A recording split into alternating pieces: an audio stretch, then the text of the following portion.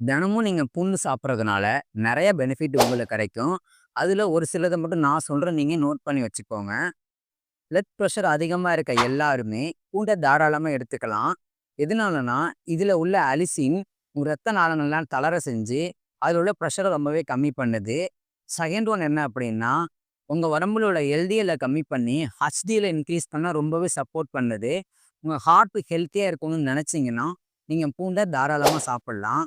Third one என்னன்னா, நீங்க எல்லாருமே அந்த விஷயத்த கேள்விப்பட்டிருக்கவே மாட்டீங்க.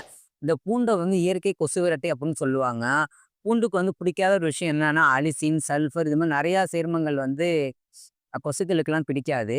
இப்ப இந்த பூண்ட நீங்க ரெகுலரா இன்டேக் பண்ணிக்கிட்டீங்கன்னா, உங்க வேர்வை மூலியமா பார்த்தீங்கன்னா, இதெல்லாம் ரிலீஸ் ஆகும்போது, கொசு உங்கள அண்டாம இருக்கும். ஃபோர்த் ஒன் என்னன்னா, உங்க கல்லீரல்ல படிஞ்சிருக்க டாக்ஸிக் எல்லாத்தையும் ரிமூவ் பண்றதுக்கு ரொம்ப, ரொம்ப இந்த பூண்டு சப்போர்ட் பண்ணுது. சொல்லப்போனா நம்ம கல்லீரல ரொம்ப ஹெல்த்தியா வச்சுக்குது. இதுல உள்ள ஆன்டி ஆக்ஸிடென்ட்ஸ்லாம் என்ன ஆகுதுன்னா, உங்க புற்றுநோய் தடுப்பான்னு சொல்லுவாங்க. புற்றுநோயிலேருந்து உங்கள வராம தடுக்கிறதுக்கு ரொம்ப, ரொம்ப, ரொம்ப, ரொம்ப சப்போர்ட் பண்ணுது.